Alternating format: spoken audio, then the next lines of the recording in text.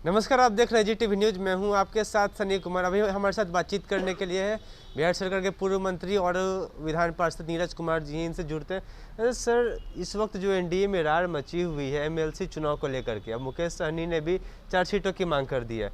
क्या लगता है, आधे आधे पे पहले आप लोगों की बातचीत चल रही थी, तकरार थी, अब मुकेश सहनी 4 सीट की मांग कर रहे, क्या होगा इसमें? अब चुनाव आयोग ने अभी तक अधिसूचना नहीं जारी किया है।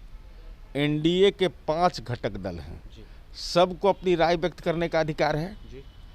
तो स्वाभाविक रूप से जब शीर्ष नेतृत्व इस संबंध में बैठेगा तो किस पार्टी की कहाँ दावेदारी होगी, उसके जो तथ्यात्मक विश्लेषण होंगे, और इसमें बहुत समय नहीं लगेगा। इसलिए एनडीए इस संबंध में इंटैक्ट है, कहीं कोई परेशानी नहीं है। अब सीटों की संख्या का निर्धारण उम्मीदवार तो दल तय करेगा, तो उसके हिसाब से समय से कालबद्ध समय से सब कुछ तय हो जाएगा।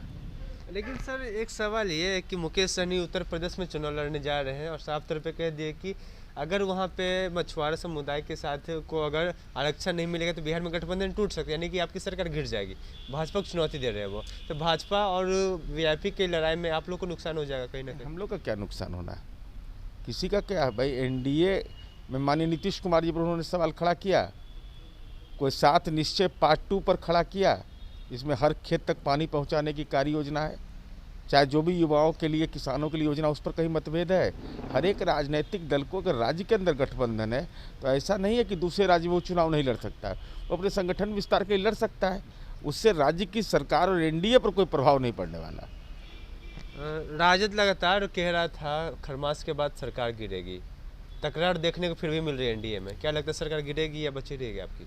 अरे 16 साल से ही खरमास में लगल हैं। लालू जी 24 नवंबर 2005 से ही राजनीति में लगातार शीर्षासन कर रहे हैं, ऑडियो वीडियो तरह तरह का प्रयोग कर कर करके। भाई, जनता अगर आपको पसंद करती है तो पैमाना तो तय हो गया ना। भ्रम आपने फैलाया था, कुशेश्वर स्थान तारापुर में कहाँ पर खड़े हो गए, पिता पुत्र दोनों आके दंडवत कर रहे थे कि माँ बाप अब गलती नहीं करेंगे, हमको दे दो मौका, 2 सीट मेरा बढ़ जाएगा। तो कहाँ चले गए? अरे अभी देखिए 2 धाराएं, एक एमएलसी का चुनाव है, तो आर्थिक दोहन घोड़ा खोजा जा रहा है कि आर्थिक रूप से कौन घोड़ा, आर्थिक रेस वाला घोड़ा। तो आर्थिक रेस वाला घोड़ा उधर है, देखते होंगे बहुत तरह के लोगों का नाम आ रहा है। दूसरे तरफ हम लोग हैं जो समय पर तय कर देंगे।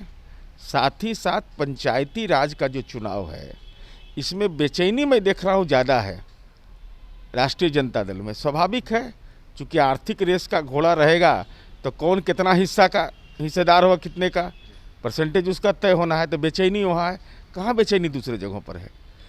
अब तो वह अखिल भारतीय कांग्रेस पार्टी को भी आंख दिखा रहे हैं, और स्वाभाविक है कांग्रेस पार्टी को भी आत्मसम्मान होगा कि भाई उनके प्रभारी के बारे में उपचुनाव के संबंध में समय कितने राजनीतिक अपशब्द का इस्तेमाल किया गया माननीय लालू प्रसाद जी द्वारा, एक दलित समूह के व्यक्ति के द्वारा।